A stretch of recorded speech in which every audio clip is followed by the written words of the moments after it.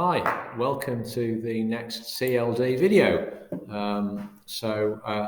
By the way, look around you. The surroundings may seem familiar to you. Yes, we're back in the good old 052 classroom, probably making you feel a bit nostalgic. Don't worry, you'll be back in the classroom very soon. Okay, so far in CLD theory, what have we covered? We've done structuralism, behaviourism, nativism. And so the fourth theory that we're going to be looking at is cognitive theory. Now, cognitive theory is the brainchild of a Swiss psychologist called Jean Piaget, or as a Yorkshireman would say, Jean Piaget. And Jean Piaget was a very influential 20th century child psychologist. He was very much focused on the predictable stages that he thought all children go through in their cognitive development. And so this is interesting for us because we can link children's language to those supposed stages. Okay, so here we are. He proposes 4 stages through which children progress as their language and thought mature. And so he focused on cognitive development, and he suggested that at the core of a child's development of understanding is a learning that a child undertakes. And he suggested that children wouldn't develop until particular stages of cognitive development had been reached. Okay, so very much interested in this linkage between language and thought. So let's take a look at some of these stages. Oh, by the way, there he is. He's always photographed with a rather absurd looking beret, like some kind of, I don't know what it's like, but very strange. Let's look at the 4 stages. So stage one, and you have to memorize these stages. Sensory motor stage. So according to Piaget, the first 2 years of a child's life, the child is going to be in the sensory motor stage. Here, the child is basically interacting directly with the environment. There is no capacity in the child at this time for abstract thought. So they can't conceive of what's happening next door or what will happen tomorrow. Everything is about the here and now. So you would expect language at this stage to be completely dialectical, i.e. context-dependent language. And that marries in with research conducted by Catherine Nelson, another researcher, Catherine Nelson from the 1970s, who looked at children's very early vocabulary, and she came up with a statistic that 60% of children's vocabulary tended to be concrete nouns, i.e. things that you can see, touch, feel. Car, table. Okay, so the child is very much reacting to the physical world around them, and the language you would expect to be kind of dominated by the senses. So what the child can see, sense, smell, taste, touch, etc. At this stage, children are completely egocentric, i.e. they perceive the world simply in terms of their own sort of desires and wishes. So at this stage, the child is likely to be waking up in the middle of the night and screaming for milk because they're hungry. They're not going to be showing any sense of empathy for their poor parents waking them up in the middle of the night. They're not going to be thinking, well, I better keep quiet until breakfast time. This is because at this stage, all human beings are completely egocentric. So they perceive the world simply in terms of their own wishes and desires. So if you're looking at a transcript of a child in these first 2 stages, look to what extent does it demonstrate egocentricity. To what extent have we got, for example, first-person singular pronouns, which are dominating.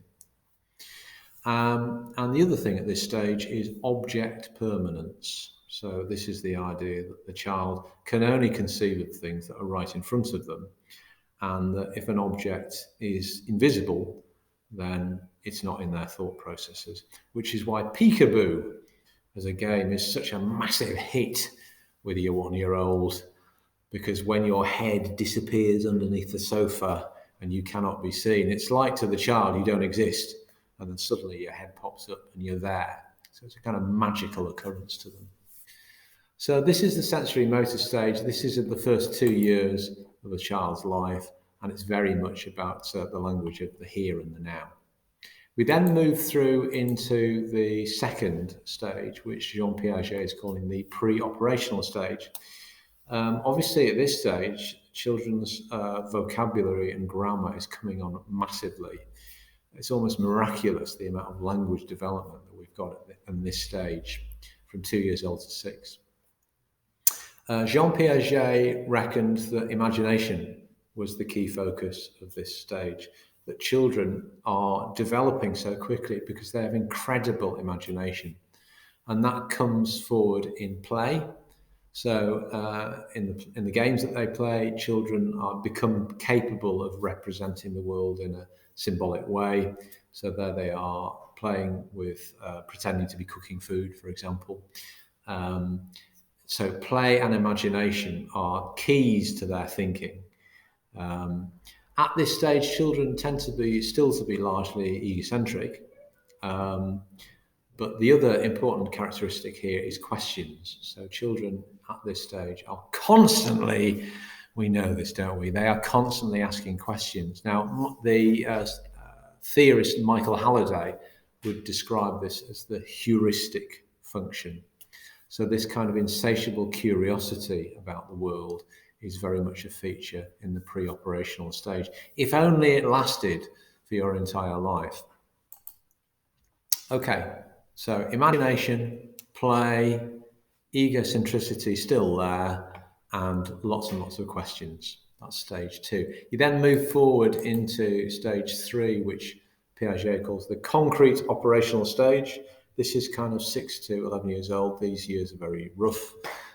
Here, the child is beginning to develop empathy. So they're beginning to understand that other people actually may have completely different perspectives. You know, they're not perceiving the world in exactly the same way that you are. And so the child at this stage is becoming more capable of logical thought. So it's not just about here and now, but abstraction is coming into the thought processes. And in terms of the fundamentals of logic, you have this ability to sort objects, the ability to sort of classify objects, and an understanding of conservation as well, which isn't to do with ecology. Conservation means that physical quantities do not change based on the arrangement or appearance of the object. So, for example, the child will understand that a chair can be all sorts of different sort of shapes and sizes and colours. So that's conservation, that physical quantities don't change simply based on the appearance of the object. This is brilliantly illustrated in the video, which comes a little bit later on, by the way. That's the third stage. And the fourth and final stage is called the formal operational stage.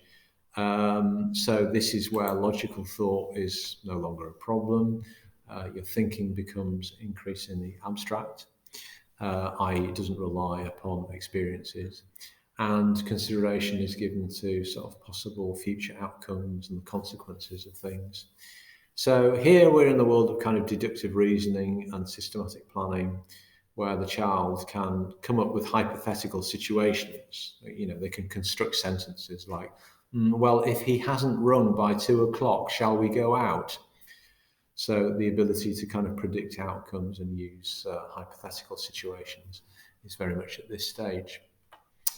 Okay, so when we're looking at language data, whether that be in your exam or perhaps when you're doing your language investigation, look at these areas in terms of cognitive development. What clues does the language give to the cognitive stages that the child perhaps has reached? First of all, look at concepts of size and scale. So can the child, in a kind of standard and logical way, use comparative and superlative adjectives, e.g. smaller, comparative, smallest, superlative. And not only for physical things, but for more abstract things. Like, for example, she's my elder sister. She's the eldest in the family. So concepts of size and scale, look out for those. Secondly, look out for words to do with positioning and movement. So focusing on prepositions. So to what extent can the child use quite a range of different vocabulary that's describing prepositional usage, like between and towards. Then look at verbs. Look at verb timescale. So does a 1.5-year-old, are they able to construct verbs which have past tense, for example? So past and present tense in terms of verbs. Also, don't forget about modal auxiliary verbs as well, because you've got epistemic modal auxiliary verbs like may, can, or might. And then you've got your deontic modal auxiliary verbs like must. Okay, so you've got those, and you've also got verb aspect as well. So can the child move between using the simple aspect of the verb and the progressive aspect of the verb? Remember, the simple aspect of the verb doesn't have ing on the end. So Paul rides his bike to work. Okay, that's the simple aspect, whereas the progressive aspect has the ing inflection. Paul is riding his bike to work, so it's implying that this is a continuous action that is happening right now. Okay, so be on the guard, look out for the kind of verb forms that the child is using, and look out particularly for whether they are capable of constructing the passive voice, because obviously that's a more complicated, cognitively, that's a more complicated and challenging way of constructing sentences. Look at the difference between Jenny kicked the ball and the ball was kicked by Jenny. They mean the same things, but there's a difference in emphasis there. In the first sentence, Jenny kicked the ball, which is the active one. The focus is on Jenny, the agent of the sentence, the subject. We're focusing on Jenny doing the kicking. Whereas on the passive voice, the object and the subject have been inverted, and the focus is more on the action itself. It's more on the ball and the kicking. So look at transcripts of 3- and 4-year-olds and to what extent they are successfully and in a standard way able to construct this active and passive voice. As I mentioned before, there's a really good video here which demonstrates some of the different stages of Piaget's cognitive theory. Once you've looked at all of those things, then it's over to you really, because you need to just do some work to solidify all this information. So go to the booklet and read about the description of cognitive theory on pages 25 to 26 in the booklet, which also has a little bit about the limitations of this as a theory. Read the information in the AQA textbook, page 104 and 105. Make sure you've absorbed the information on the slides that I've just shown you, and go off and do any other kind of research that you want to on Piaget and his theory of cognitive development. And the task really is for you to create some kind of detailed revision resources. So in the past, we've got students to do posters, which we've displayed on the wall, so you might want to do that. Some of you might prefer to do kind of flashcards. Others of you might prefer to do some kind of slideshow presentation like I've just shown you. So it's up to you really, depending on your kind of learning style, preferred learning style, which one you want to do. And when you're doing it, try and work in some kind of evaluative stuff, because obviously the exam question is going to start with this verb evaluate. So evaluate the theory. How can this theory be applied to actual data? And what are the theory's benefits? But also, what are some of this theory's limitations? If you look in the booklet on page 50, there is a transcript I've put in there of a child who is pretending to be ironing. So in your revision detail that you might be doing, you might want to take aspects from the transcript on page 50 and 51 and apply it to that, and take this idea or evaluate the idea that children's language development is, sorry, I'm just reducing the size of this so I can actually read it. I can't. Anyway, that's the end of what I'm going to talk about on cognitive theory. So hope you've enjoyed this video. And next time, we shall be moving on to the magical world of social interactionism. So I can't wait to that.